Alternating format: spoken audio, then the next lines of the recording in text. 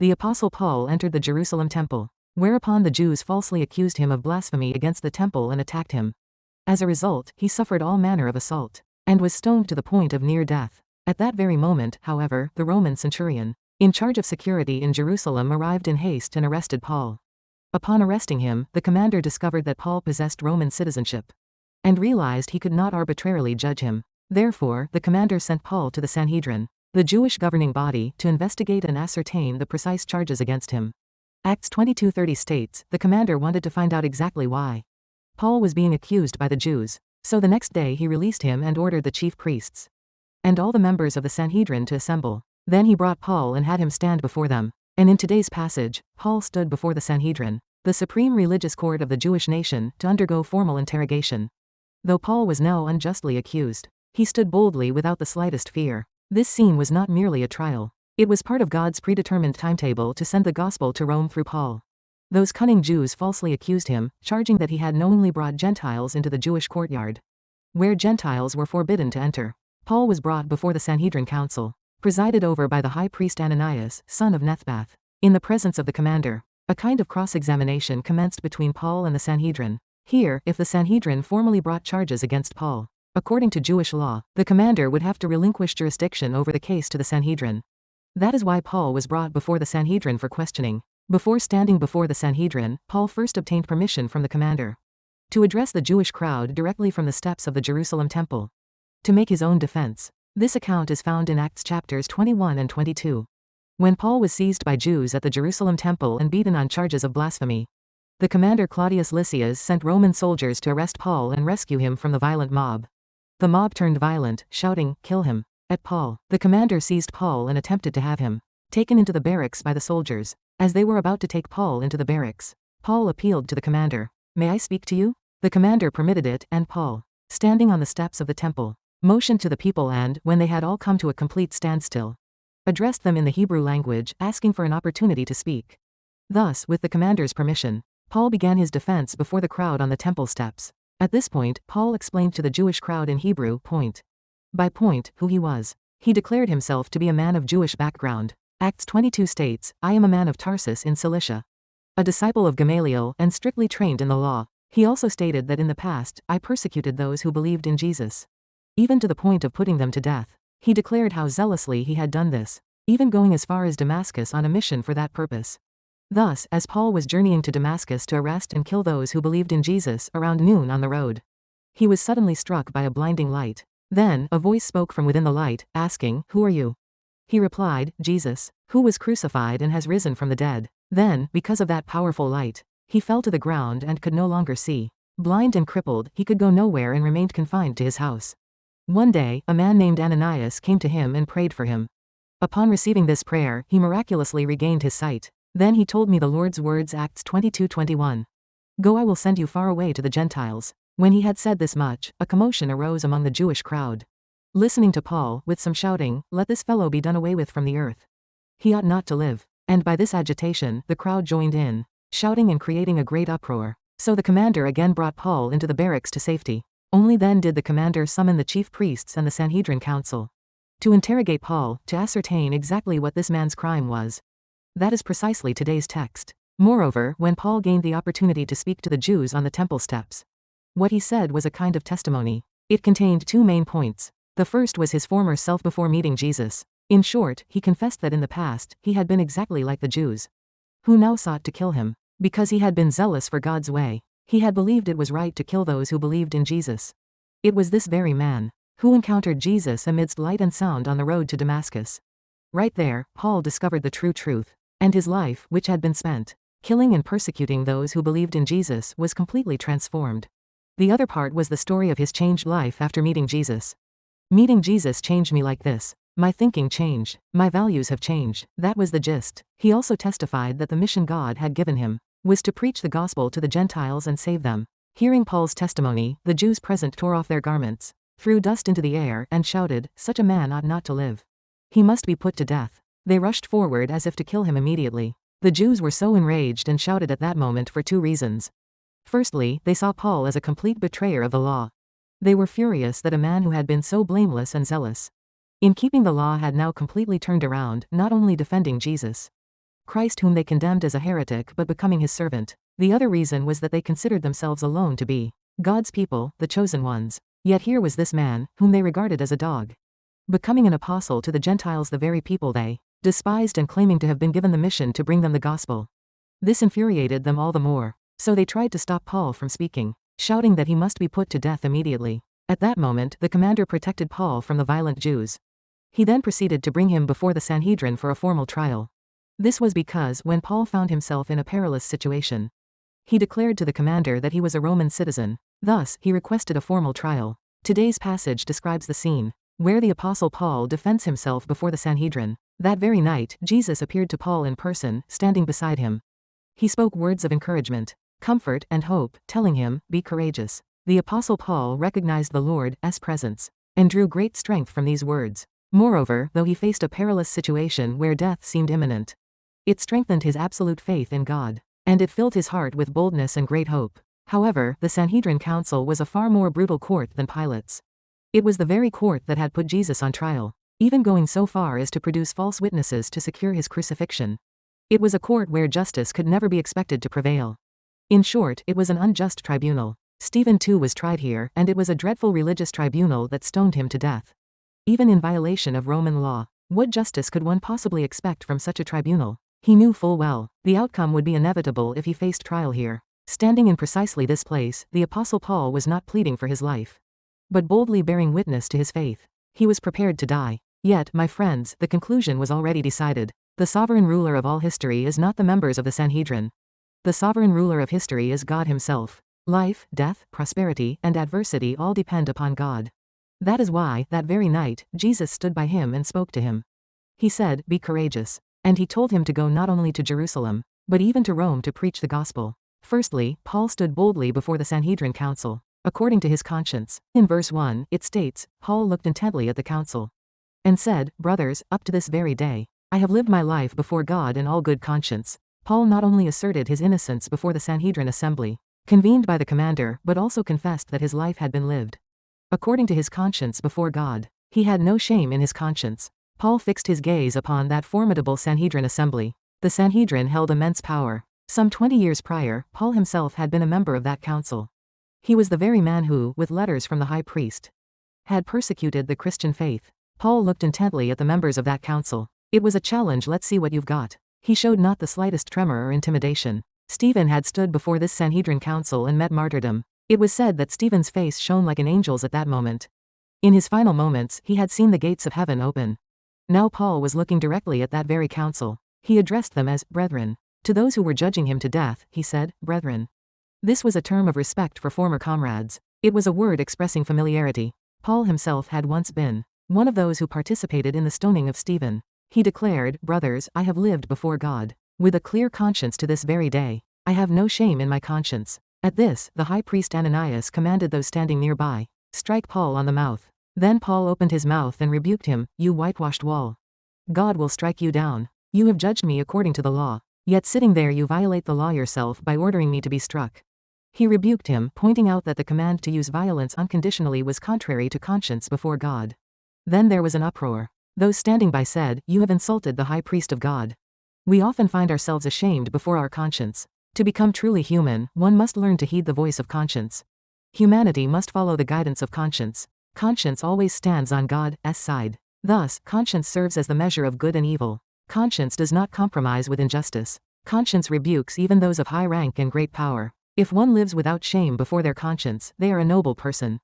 That is why no one can stand firm before their conscience. For conscience always rebukes injustice. Conscience does not consider the high or low status of the person.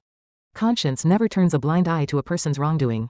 God gave us a conscience to serve as the standard for our lives. In that era, scarcely any high priests or Sanhedrin members lived according to their conscience.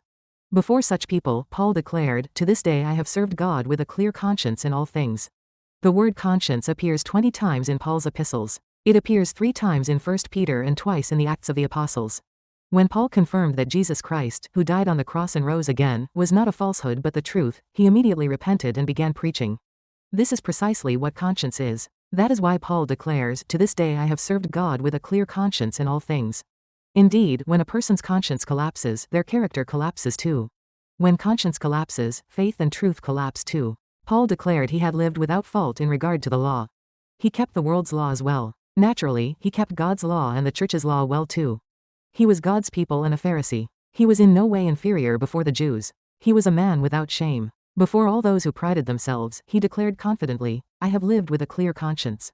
Paul appealed to their consciences, testifying in the hope that they would open their eyes to Jesus Christ. Secondly, Paul answered with discernment and wisdom during his interrogation. When the questioning began to steer towards a direction that would put Paul in difficulty, he wisely handled it to avoid conflict. Thus, in verse 6, then Paul, knowing that some of them were Sadducees and the others Pharisees, called out in the Sanhedrin, "My brothers, I am a Pharisee, descended from Pharisees. I stand on trial because of the hope of the resurrection of the dead." The high priest Ananias was the son of Nebadius. He became high priest around AD 48 by appointment of Herod Agrippa II and held the office until AD 58. The early historian Josephus noted that he employed the most dishonest methods to win the people's favor as high priest. Thus, it was an unqualified man who occupied the position. This high priest, Ananias, heard Paul's preaching. He recognized that Paul was truly remarkable, not only as an evangelist but he was a first-class citizen. He was a man of superior character, a model citizen, yet to the high priest Ananias, Paul appeared arrogant. Hence the reaction, "Who do you think you are, speaking so boldly before us?" He was offended. That is why he ordered Paul's mouth to be struck. Given such a presiding judge, it seemed foolish for Paul to persist in reckless confrontation. Thus, seeking to avoid conflict and achieve his purpose of bearing witness to the gospel, he addressed the council composed of Pharisees and Sadducees referencing the core Christian doctrine of resurrection. When Paul declared, "I am on trial because of my hope in the resurrection of the dead," the atmosphere in the council chamber shifted completely. A division arose between the Pharisees and the Sadducees over the issue of the resurrection. This was because they held differing views on the resurrection. The Pharisees believed in a judgment and reward after death, the immortality of the soul, and that the soul would be clothed in another body. Conversely, the Sadducees denied and did not believe in resurrection, spirits, angels, and such. By turning those interrogating Paul against each other, the Apostle Paul gained considerable freedom. For the Apostle Paul to be questioned before the council was a situation he could scarcely overcome by his own strength. Therefore, he faced the situation squarely, divided their strength, and turned one faction to his side. Paul was truly a wise man. Paul addressed the members of the Sanhedrin council, who were a mixture of Pharisees and Sadducees, saying this. In verses 6, 7, then Paul, knowing that some of them were Sadducees and the others Pharisees, called out in the Sanhedrin, "My brothers, I am a Pharisee, descended from Pharisees. I stand on trial because of the hope of the resurrection of the dead." When he said this, a dispute broke out between the Pharisees and the Sadducees, and the assembly was divided. So in verses 8, 9, 10, the Sadducees say that there is no resurrection, and that there are neither angels nor spirits. But the Pharisees believe all these things. There was a great uproar, and some of the teachers of the law who were Pharisees stood up and argued vigorously. "We find nothing wrong with this man," they said. "What if a spirit or an angel has spoken to him?" The dispute became so violent. A great dispute arose between the Pharisees and the Sadducees. Observing this, the commander realized that, like shrimp caught in a whale's fight, the Apostle Paul was in danger of being crushed to death in the fray. He therefore ordered that Paul be taken into the barracks. Though the council had convened because of the Apostle Paul, it ended without reaching any decision. That was God's grace. For had the Sanhedrin council proceeded normally and formally declared the Apostle Paul a heretic or a troublemaker, his very life would have been in jeopardy. Ultimately, the council ended in a rather anticlimactic manner as its members quarreled amongst themselves. Amidst this, the Apostle Paul was able to secure the protection of the commander. Through the Apostle Paul's wise conduct, all things worked together for good. Jesus said, "Be wise as serpents and harmless as doves." Such wisdom is given by God. James chapter 1:5 states, "If any of you lacks wisdom, you should ask God, who gives generously to all without finding fault, and it will be given to you." Thirdly, Paul was detained for trial, yet even there he received the Lord's comfort and assurance. In verse 11, the following night the Lord stood near Paul and said, "Take courage. As you have testified about me in Jerusalem, so you must also testify in Rome." Paul was in a situation of isolation, both physically and psychologically, yet the Lord himself came to him and told him to take courage. Thus, God provided comfort and reaffirmed the mission during moments of crisis. The Lord also said to Isaiah chapter 41:10, "So do not fear, for I am with you, do not be dismayed, for I am your God. I will strengthen you and help you, I will uphold you with my righteous right hand." To his disciples Matthew chapter 28:20, he said, "And teaching them to obey everything I have commanded you. And surely I am with you always, to the very end of the age." Paul stated Romans chapter 8:31, "What, then, shall we say in response to these things? If God is for us, who can be against us?" Elijah received the Lord's comfort when he was despondent after the Mount Carmel incident. Peter was rescued from prison by an angel's guidance and experienced the Lord's presence. Thus, God does not abandon those who follow their calling in the midst of crisis but meets them there. Therefore, the place of crisis is itself the place of the Lord's presence and the place of grace. In verse 11, the following night, refers to when the Apostle Paul found himself in a desperate situation. Then the Lord appeared, standing beside him, and gave him the word, "Take courage." It is a word saying that when you suffer, I am beside you. It is a word saying that when you stand trial, I was beside you. It is a word saying that the Lord is with you. Indeed, as we follow the Lord, there are times when we feel lonely and weary. Moments inevitably come when even our closest spouse or children offer little comfort. It is then that the Lord makes us realize, do you understand that ultimately, I am the only one you must rely on and hold fast to? When you are young, successful, affluent, and powerful, everyone fawns over you, flatters you, and bows down to curry favor. This can lead to the delusion, everyone needs me, I really am the best. But when your strength wanes, your money runs out, and your abilities fade, you will gradually and coldly realize things are not as they once were. To grasp this quickly is true maturity. If one goes to one's grave believing that one's stature comes from something other than oneself, unaware that it is merely an illusion, and thinks oneself to be some great person, that is truly foolish and pitiable. Only those who have experienced it to their very bones, not merely as common knowledge that in this world there is truly no one to trust and rely on but our Lord, can love the Lord completely. At this moment, Paul found himself in a situation where the powerful men of Judea had joined forces to kill him, while those who cared for Paul were utterly powerless to help. In a situation where he could receive no power or help from the world, that very night the Lord himself came to him in a word, assuring him that because the Lord would be with him, he should be bold. Though wherever Paul had gone, great works and fruits had followed, in the end all that had passed away. Now he found himself in a pitiful state. Those who sought to kill him swarmed like a swarm of bees, and there was not a single soul to aid or rescue him. He had endured with great difficulty through the trying times, yet it was in the quiet of the night, as in verse 11, that, the following night, the Lord stood near Paul and said, "Take courage." It was a word of strength, much like the word God had spoken to Joshua. Joshua chapter 1:9 states, "Have I not commanded you? Be strong and courageous. Do not be afraid, do not be discouraged, for the Lord your God will be with you wherever you go." Livingstone, who spent his life as a missionary in Africa, was once asked by a student during a lecture at the University of Glasgow in Britain, "How could you survive alone for months in the dangerous, sweltering jungle teeming with snakes and wild beasts, poisonous insects and disease, and cannibals?" To which he replied, "Do you wish to know what sustained me all this time amidst those who neither understood my language nor harbored any goodwill?" He paused briefly, then showed his left arm, limp and lifeless from a lion's bite, and said, "It was precisely because of this one word from the Lord." Matthew chapter 2820 Behold, I am with you always, even unto the end of the world. To this word, I committed everything. This Lord is with us even now. Those who hold fast to this can be bold in any crisis, fear, or loneliness. And the Lord said to Paul in verse 11, "For as thou hast borne witness of me before the Gentiles at Jerusalem, so must thou also bear witness before the Romans." Jerusalem was not the end. Even though he faced hardship now, Paul's ultimate destination was Rome. In other words, the tribulation and persecution he endured in Jerusalem were part of God's providence leading him to Rome. The tribulation he was experiencing now was merely a passing phase. The suffering and hardship endured now are not the end of the matter. There exists a more astonishing plan of God. Now the Lord revealed to Paul a more astonishing vision and plan of God. One who possesses a greater vision and mission can overcome the difficulties of reality. Being arrested in Jerusalem, imprisoned, and facing trial was no easy matter, yet Paul did not despair because of the vision and mission given by the Lord. The Lord opened Paul's eyes to see not Jerusalem, but that Rome. He showed him the vision of going to Rome, the center of the world, to testify to the gospel before the Roman Emperor Caesar. Because of this vision, Paul could endure both persecution and tribulation. Suffering without understanding the reason is painful. Yet hardship endured to fulfill a clear vision is bearable. Thus, those with dreams can persevere. Therefore, I pray in the Lord's name that you may become saints who, with faith, fully fulfill the precious mission given by God.